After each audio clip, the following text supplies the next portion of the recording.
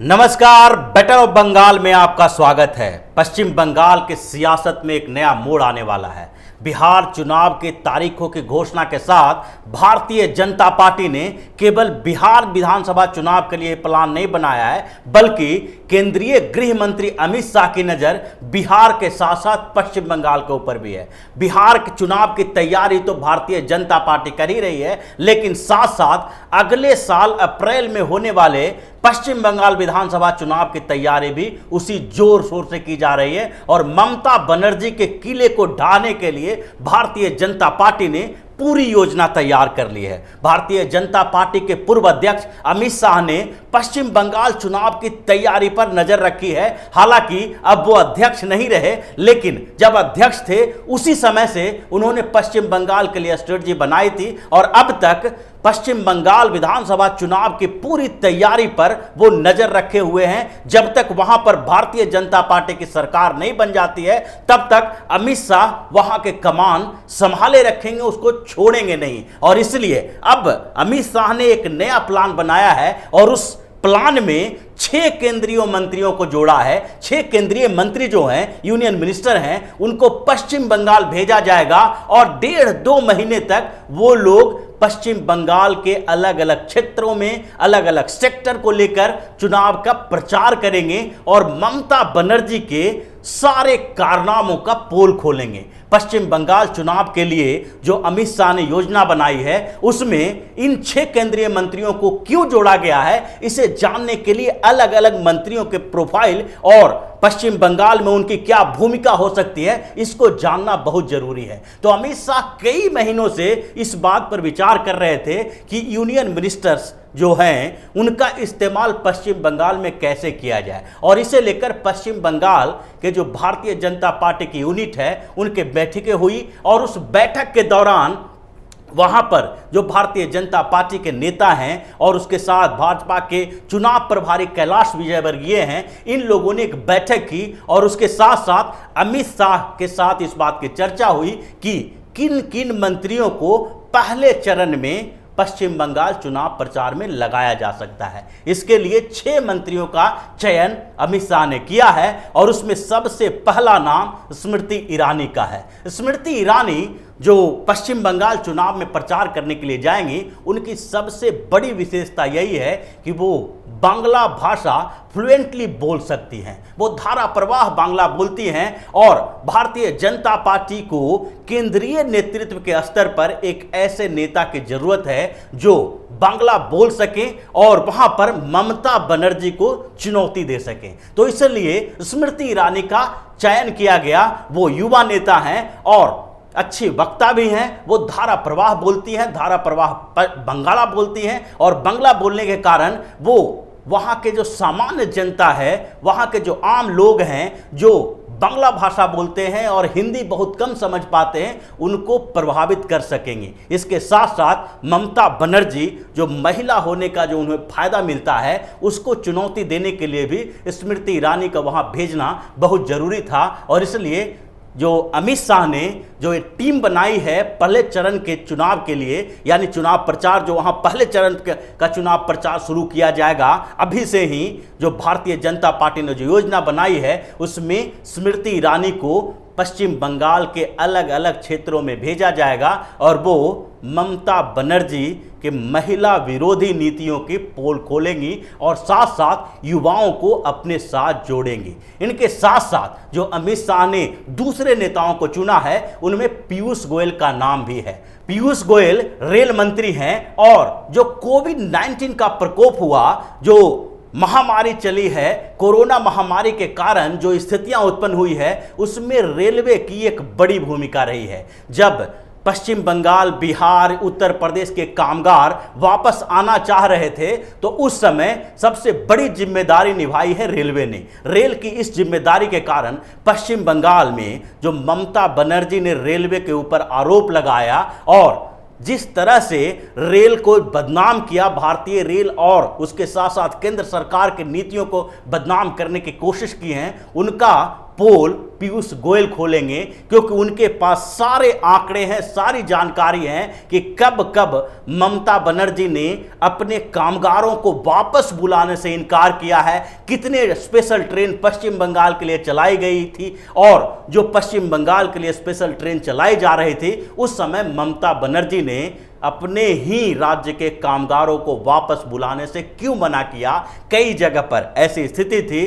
कि पश्चिम बंगाल के लिए ट्रेन खुलने वाली है और ममता बनर्जी उन ट्रेन्स को अपने राज्य में आने देना नहीं चाह रही थी। तो ये सारी स्थितियों को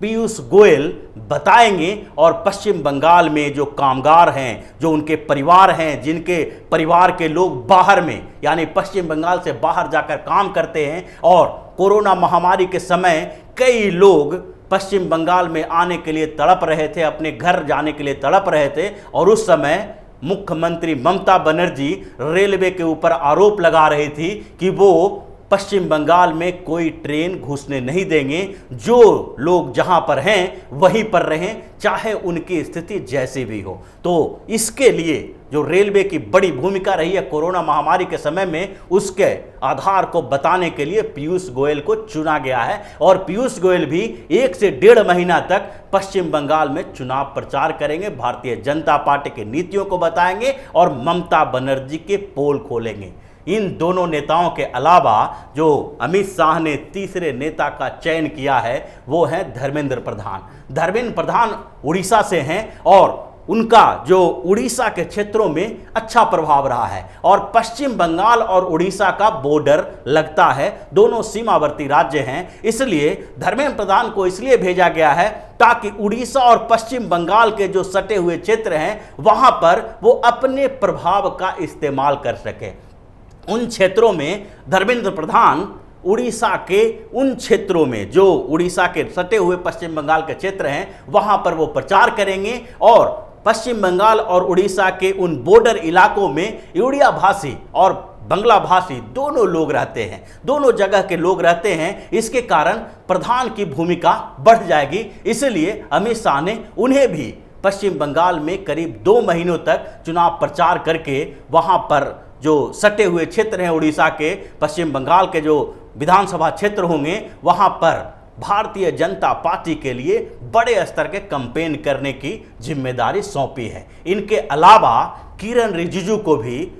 पश्चिम बंगाल जाकर भारतीय जनता पार्टी का आधार बढ़ाने की जिम्मेदारी सौंपी गई है। किरण रिजिजू नॉर्थ ईस्ट से हैं, और पश्चिम बंगाल का बॉर्डर नॉर्थ ईस्ट से भी टच करता है। तो पश्चिम बंगाल के जो क्षेत्र दार्जिलिंग, सिलीगुड़ी आदि जो क्षेत्र हैं जो नॉर्थ ईस्ट के करीब हैं, और वहां पर नॉर्थ ईस्ट के भी लोग रहते हैं, उन क्षेत्रों में किरण रिजिजू अच्छा प्रभाव दे सकते हैं, और इसलिए इनका भी चयन किया गया है ताकि उन क्षेत्रों में प्रचार करके वो भारतीय जनता पार्टी का आधार मजबूत कर सके। इन लोगों के अलावा अमित शाह ने कुछ और नेताओं का चयन किया है, जिसमें प्रहलाद पटेल भी हैं। प्रहलाद पटेल संस्कृति मंत्री हैं, और पश्चिम बंगाल में जो सांस्कृतिक संग्राम चल रहा है, ममता बनर्जी ने जिस तरह से अल्पसंख्यक तुष्टीकरण की नीति अपनाते हुए हिंदू त्योहारों पर रोक लगाने की भी कोशिश की, उसके पोल भी प्रहलाद पटेल खोलेंगे, और उसके साथ युवाओं को अपने साथ जोड़ने में वो अहम भूमिका निभा सकते हैं। इसलिए प्रहलाद पटेल को पश्चिम बंगाल में भेजने की तैयारी की जा रही है ताकि 1-2 महीना तक वो रहकर वहां के नब्ज को पकड़ें, और मुख्यमंत्री ममता बनर्जी ने जिस तरह से तुष्टीकरण की नीति अपनाई है उसकी पोल भी खोलें, क्योंकि ममता बनर्जी को भी ये पता है कि जो पिछले दिनों उन्होंने किया उसके कारण वहां के हिंदू वोटर उनसे नाराज चल रहे हैं। और यही कारण है कि दुर्गा पूजा के पहले उन्होंने कुछ ऐसे अनाउंसमेंट किए हैं जिसे देखकर ऐसा लगता है कि वो हिंदुओं को खुश करने की कोशिश कर रहे हैं, क्योंकि जिस समय यहां पर सीएए का विरोध प्रदर्शन चल रहा था, सीएए के खिलाफ जो पूरे देश में प्रदर्शन चल रहा था, उसमें ममता बनर्जी ने भी बड़ी भूमिका निभाई थी, और इस बात को लेकर उन्हें प्रशांत किशोर ने इनपुट दिया था कि जो सीएए के विरोध में जो प्रदर्शन किए गए थे, हिंसात्मक आंदोलन किया गया था, उसमें उसके कारण पश्चिम बंगाल कि जो गैर मुस्लिम लोग हैं वो जो ममता बनर्जी से नाराज चल रहे हैं और इसका फायदा भारतीय जनता पार्टी को मिल सकता है। इसीलिए अब वो फिर से हिंदुओं को लुभाने की कोशिश कर रहे हैं और उन्होंने दुर्गा पूजा समिति को, जो हर समिति वहां पर अलग अलग पंडाल बनाए जाते हैं, उसको 50,000 देने की घोषणा की है कि कम से कम 50,000 हर दुर्गा पूजा समिति को, हर पंडाल को दिया जाएगा सरकार की तरफ से। तो इसी बात को पोल खोलने के लिए, वहां के सांस्कृतिक संग्राम को दिखाने के लिए, ममता बनर्जी की उस नीति को बताने के लिए प्रहलाद पटेल को वहां पर भेजा जाएगा ताकि वो युवाओं को जोड़ सके और इसके साथ साथ इन लोगों को सही तरीके से बता सके कि ममता बनर्जी ने अब तक कैसे हिंदुओं को नीचा दिखाने के लिए, अल्पसंख्यक तुष्टिकरण की नीति को आगे बढ़ाने के लिए, मुस्लिमों का वोट लेने के लिए किस तरह से हिंदू धर्म के कुछ त्योहारों के ऊपर भी प्रहार किया और कई रैलियों को रोकने की, प्रदर्शनों को रोकने की कोशिश की है। तो इस तरह से इन 5 केंद्रीय मंत्रियों के अलावा अमित शाह ने एक और केंद्रीय मंत्री को वहां की जिम्मेदारी सौंपी है और वो हैं नरेंद्र सिंह तोमर। इस बीच जो कृषि विधेयक पेश हुआ और जो कृषि